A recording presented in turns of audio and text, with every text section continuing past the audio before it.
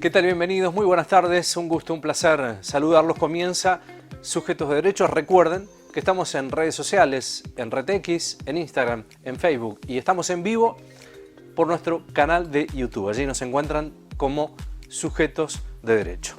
En el día de hoy vamos a estar hablando de un tema realmente de extrema preocupación en nuestro país. Tiene que ver con el panorama, la situación de la discapacidad, marcado por un ajuste presupuestario, con una circunstancia de subejecución de partidas, lo que ha generado y genera fuertes tensiones, ¿no? Vamos a estar analizándolo con abogados especialistas a este tema. Además de las circunstancias cotidianas de nuestro país, lo que tiene que ver con los accidentes de tránsito. ¿Qué dice la ley? ¿Qué debemos hacer si sufrimos un accidente de estas características? Bienvenidos, comienza Sujetos de Derecho.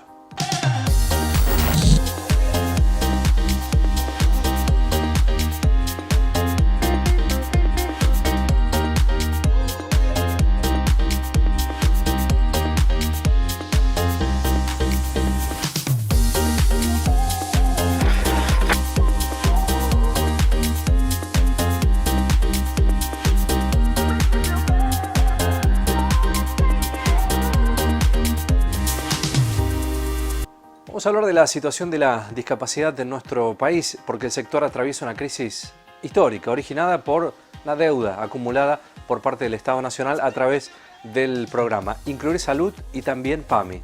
Allí involucrados transportistas, terapeutas, centros de rehabilitación, demoras en los pagos de mucho tiempo. Algunos centros han llegado directamente a cerrar, ¿no? Faltas de pago, entre otras cuestiones, y una ley que fundamentalmente no se cumple. Hablamos de este tema, el abogado especialista, el doctor Jorge Fara. La voluntad del gobierno es no retroceder en esto, seguir avanzando, pero seguir avanzando ¿en qué sentido? En sacar más derechos de los que ya vienen vulnerándose a este sector de discapacidad. ¿Por qué digo esto? A mediados de abril se presentó una reforma a la Ley de Emergencia en Discapacidad, la cual tiene muchos puntos que son totalmente en contra del sector, por supuesto.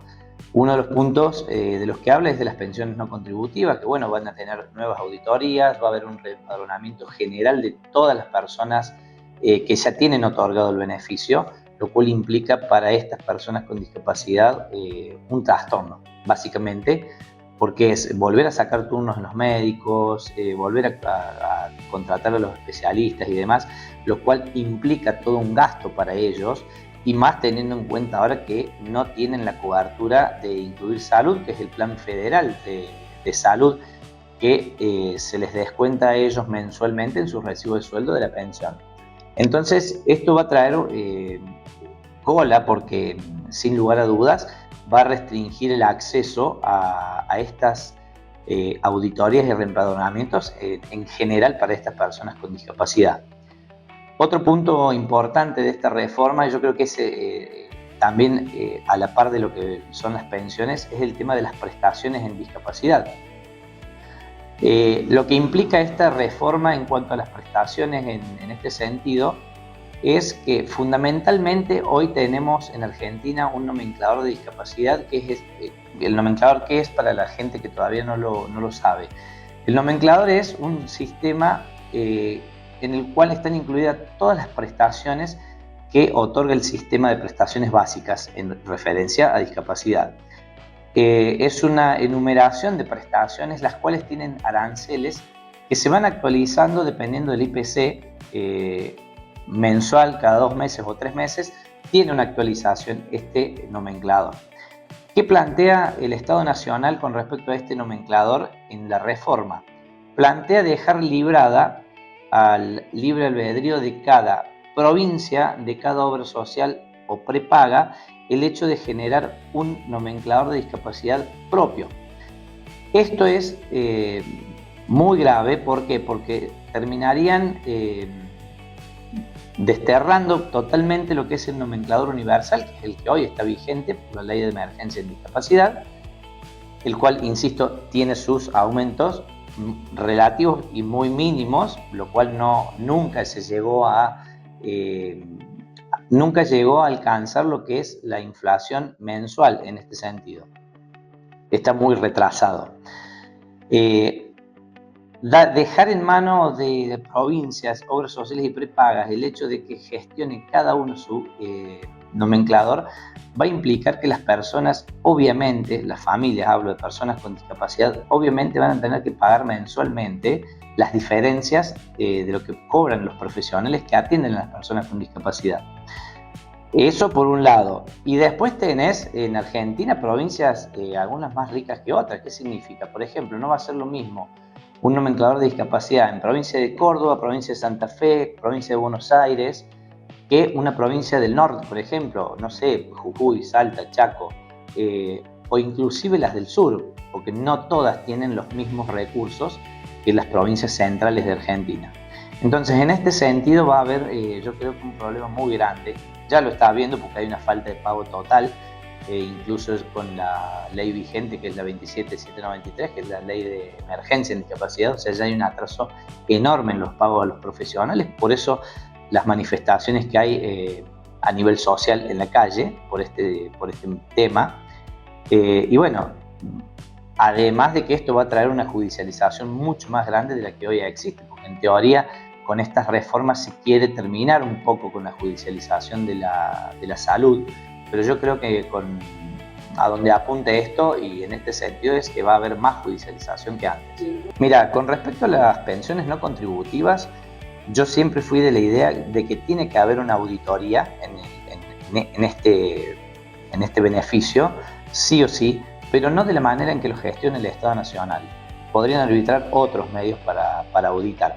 Continuamos hablando de la situación de la discapacidad en la Argentina, la situación actual en nuestro país caracterizada por una fuerte crisis en el sector. Lo decíamos hace algunos minutos, demoras en los pagos, recortes, el rechazo también a un nuevo proyecto de ley. Bueno, una tensión que ha derivado en reclamos masivos. La doctora Melania Ortiz sigue hablando de este tema. El 17 de abril de este año, a la noche, nos enteramos de un proyecto nuevo de ley que mandó el Estado al Congreso de la Nación, que se llama Proyecto de Ley contra el Fraude de las Pensiones No Contributivas. Esto es muy importante porque a través de este proyecto lo que se busca es reformar la Ley de Emergencia en Discapacidad en distintos aspectos. Pero uno de esos aspectos es, sin duda alguna, el tema de las pensiones no contributivas. Lo primero que me parece bastante grave es el título de este proyecto, porque habla de fraude de las pensiones. En el mensaje de elevación hace referencia a nos comparan en realidad con un país que ha atravesado una guerra y hablan de los números en materia de pensiones no contributivas.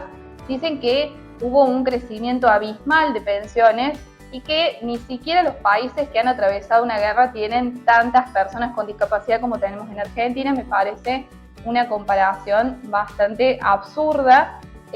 Y bueno, en cuanto a los aspectos que se buscan modificar con este proyecto de ley, uno de los más importantes es que, por ejemplo, la pensión no contributiva con la Ley de Emergencia en Discapacidad, que es la que se encuentra en este momento en vigencia, había logrado cambios que son muy importantes para los futuros beneficiarios y también para los titulares.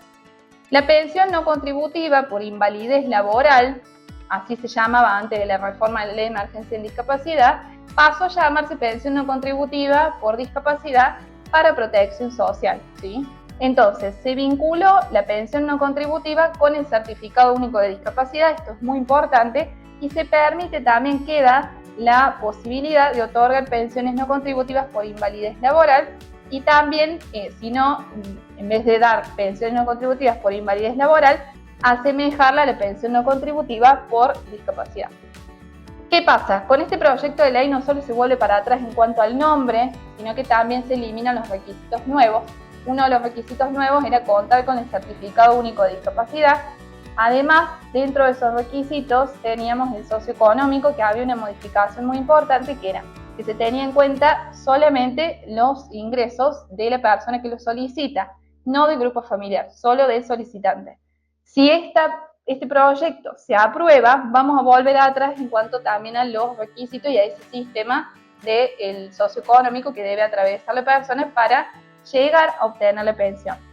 Por otro lado, Otra de las modificaciones que me parece un retroceso muy grande es en relación con la compatibilidad de la pensión no contributiva y el trabajo. Con la ley de emergencia en discapacidad, la pensión no contributiva es compatible tanto con el trabajo formal, es decir, en relación de dependencia, como también con el régimen simplificado, es decir, una persona puede ser titular de una pensión no contributiva y tener un monotributo, por ejemplo, o trabajar para alguna empresa. Eso es el régimen actual. Si se aprueba este proyecto de ley, las personas que tengan una pensión no contributiva nuevamente van a quedar excluidas del sistema laboral, ¿sí?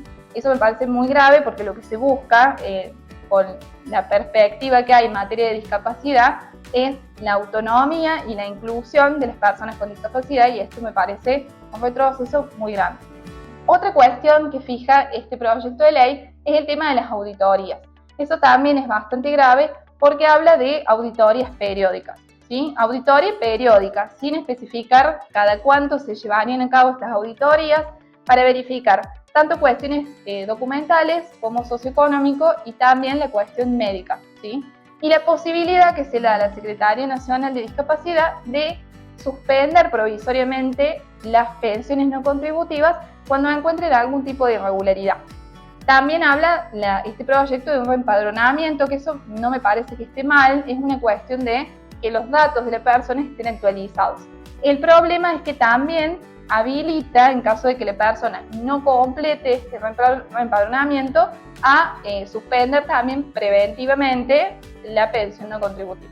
¿Cuál es el problema de esto? No están mal las auditorías, sino que con estos proyectos de ley, con este proyecto en particular, se somete al titular de la pensión no contributiva a auditorías periódicas, es decir, no sabe la persona con discapacidad, tiene que estar acreditando todo el tiempo que le corresponde ese beneficio. Está bien que auditen, pero tendría que ser una auditoría que se dé al menos una sola vez, como ya se realizó, teniendo en cuenta que se realizaron auditorías previo al dictado de la ley de emergencia y después de la ley de emergencia, entonces no tienen seguridad jurídica respecto del beneficio. Hay toda una cuestión a ver también con el tema de las pensiones. Se inician las pensiones no contributivas hace desde el año 2023 o finales del 2022, que las personas que solicitan una pensión no contributiva no tienen novedades, se inicia y el trámite prácticamente muere ahí en la solicitud, o tiene algunos avances pero no llega a la resolución.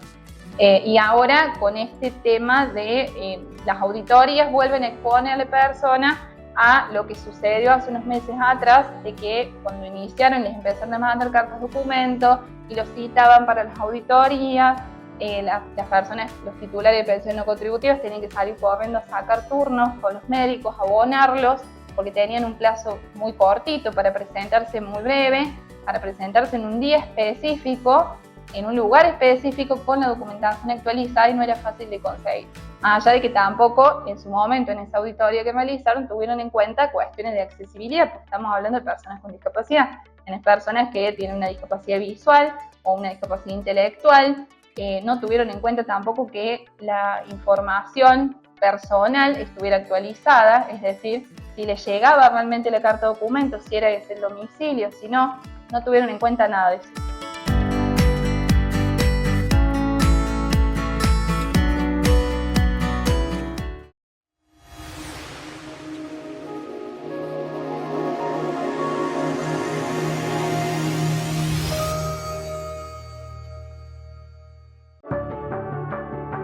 Toma 2 colectivos para ir a la facu. Va todos los días en bondi a la escuela. Viaja 3 veces por semana para dar clases. Los cordobeses elegimos acompañar este esfuerzo, garantizando el boleto educativo. Con fondos de la provincia sostenemos este beneficio, cubriendo el 100% del costo del boleto. Una medida que alcanza a 300.000 estudiantes de escuelas públicas y privadas con aporte estatal, docentes, no docentes, universitarios y trabajadores de todo el sistema. Porque con el boleto educativo, muchos jóvenes tienen la oportunidad de seguir sus estudios y Córdoba necesita el talento de todos para seguir progresando. El boleto educativo cordobés es la manera que tenemos de decir: estamos con vos, te acompañamos. Tengo 2 hijos en la escuela. Tener el boleto gratuito para nosotros es un gran alivio. Con las cuentas claras y el corazón abierto, los cordobeses hacemos. Gobierno de la provincia de Córdoba. Hacer para crecer. En Veterinaria Mendieta nos ocupamos de tu mascota y le damos toda la atención que necesita. Clínica, accesorios, peluquería, alimentos balanceados, ecografías. Veterinaria Mendieta, el mejor premio para tu mascota. Gobernador Guzmán, 1434, Río Cuarto. Mirá todo lo que hicimos en Río Cuarto en 2 años. Trabajando juntos, hicimos mucho por la ciudad y seguiremos haciendo. Construimos y ya están en funcionamiento los nuevos edificios de la Escuela Secundaria de Oficios en Barrio Ajec y de la Escuela Proa en Alsina, porque la educación es prioridad. Estamos por finalizar el Centro de Desarrollo Infantil en Las Golondrinas y Obispo Buteler, un lugar de contención y atención integral para niñas y niños en situación de vulnerabilidad. También inauguramos el nuevo parque del ex Hospital del Sur y el Polideportivo Social en Barrio Fénix. Pronto se sumará el de Barrio Alberdi, consolidando 6 espacios para la integración comunitaria, el deporte y la cultura. Y avanzamos en la puesta en valor del Autódromo Parque Ciudad de Río Cuarto para recibir eventos deportivos de jerarquía, generando empleo y dinamizando la economía regional. Córdoba eligió invertir en obras que generan oportunidades y progreso. Cuando hay educación y se construyen espacios para los vecinos, hay esperanza. Con la mirada puesta en el crecimiento, en Río Cuarto, Hacemos. Gobierno de la provincia de Córdoba. Hacer para crecer.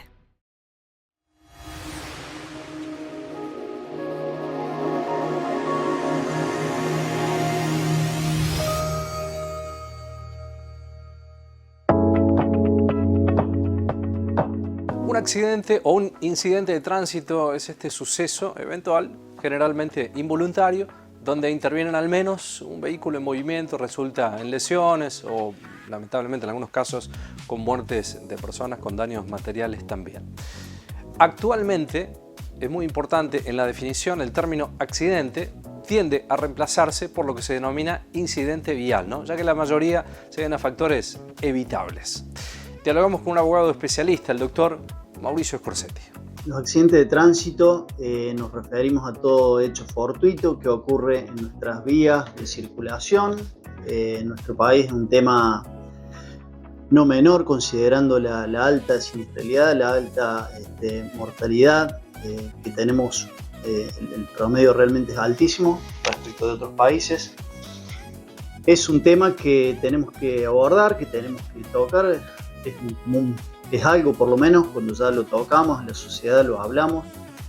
A nivel Estado debería, por supuesto, hacerse hay muchas más cosas de las que se hacen, pero bueno, en definitiva, hablar y abordar estos temas es algo ya, en principio, ya es algo. Si bien es una ley del 2018, pero a partir del 2019 se puso en práctica en algunas jurisdicciones de la provincia de Córdoba, la ley de oralidad de número 10.555. Luego se fueron aplicando acuerdos reglamentarios que los fueron complementando y hoy tenemos en toda la parte de accidentes de tránsito, daños y perjuicios, se está desarrollando plenamente en nuestra provincia, en todas las jurisdicciones. Lo que se busca con esta oralidad es, digamos, un sistema mixto entre lo que era antes el sistema escrito, que hay cosas que se siguen haciendo escrito, se toma lo mejor, digamos, de la oralidad y de lo escrito.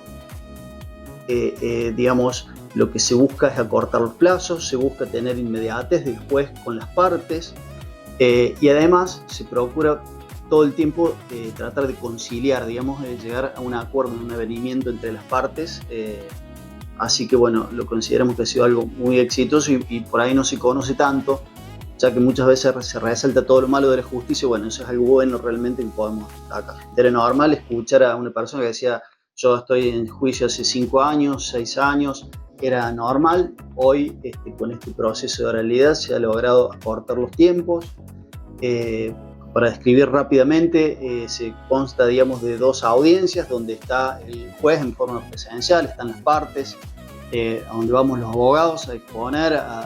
En una audiencia preliminar que se realiza, se selecciona la prueba, se se decide qué es conducente y qué es producente, se fijan pautas de cómo se va a desarrollar el juicio, las fechas, digamos, de las pericias, ya sea mecánica, médica, lo que se haya propuesto, y se fija también la fecha de la audiencia complementaria, que sería como por ahí la más importante, digamos, que es una audiencia, nuevamente una audiencia presencial, en una sala de audiencias donde se van a presentar lo que son testigos, peritos, todo lo que sea para terminar de encauzar todo lo que es la prueba del juicio. Ya luego de eso, en un plazo no mayor de 30 días, digamos, tiene que salir la sentencia del juez, así que bueno, en definitiva se han logrado acortar todos los plazos de lo que era el juicio ordinario tradicional. Primero que nada, tenemos que tener en cuenta todos los usuarios, digamos que los asegurados, que tenemos un plazo de 3 días hábiles para realizar la denuncia ante un siniestro de tránsito. Esto lo realizamos hoy, se manejan muchos medios virtuales, ¿no es cierto? Antes había que hacerlo presencial, hoy se maneja mucho de manera virtual. Se realiza la denuncia ante la compañía de seguros y aprovechamos esta oportunidad para destacar que es muy especialmente interesante recabar toda la información que se puede en el momento del accidente, todo lo que es señalización, testigos, fotos, filmaciones. Hoy todo el mundo tenemos a mano un celular, es muy recomendable tomar todos los datos ante un hecho, nunca discutir, nunca entrar en temas digamos que de discusiones o hacer concesiones ni nada por el estilo, sino simplemente remitirnos a la toma de datos, intercambiar datos con otras personas, digamos. Así que bueno, es un poco la recomendación a seguir en caso de un accidente. Nuestra ley de tránsito nacional, a la cual adhiere también la ley provincial 8560, nos habla de la obligatoriedad del seguro de responsabilidad civil. Es fundamental a la hora de salir a la calle contar con una cobertura de seguro. Actualmente hay organismos que han hecho estadísticas alarmantes, por cierto, que nos hablan de un 40% de vehículos que circulan hoy sin seguro en nuestro país.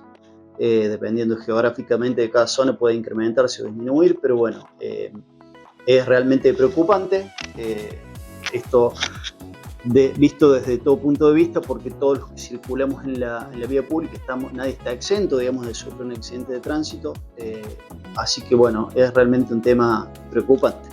Hay que tocar dos temas. Por un lado, desde casa, cada uno cuando sale tenemos que tener la conciencia, la responsabilidad de salir a la calle y digamos, mantener una conducta prudente, que es lo que todos deberíamos hacer.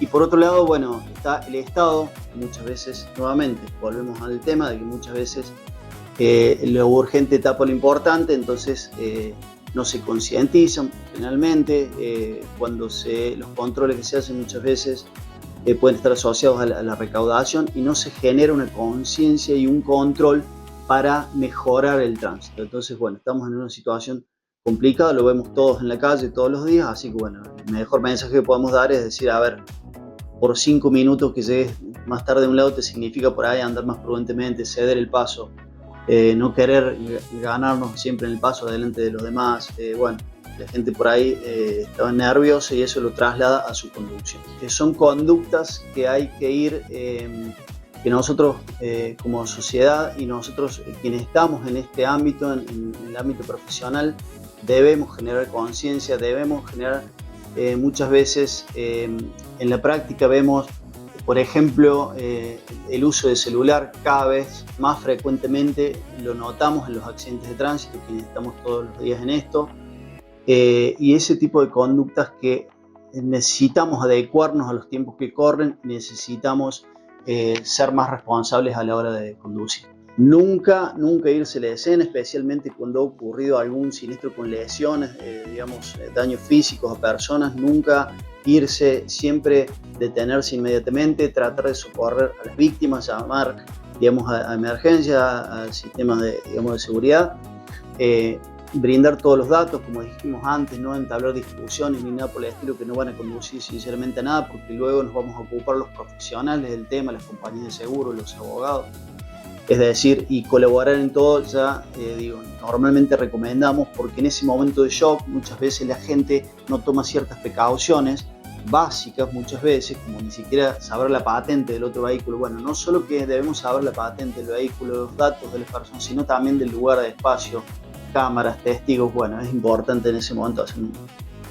Muy bien, llegamos al final del programa. Nos vamos a estar reencontrando el próximo domingo a las 13 y por Canal 13. Recuerden, estamos en redes sociales, en RedX, estamos en Facebook, en Instagram y estamos en vivo en nuestro canal de YouTube. Nos encuentran como Sujetos de Derecho. Nos reencontramos el próximo domingo a las 13 y por Canal 13 para ser Sujetos de Derecho. Una mirada legal sobre temas sociales. Que tengan un buen fin de semana.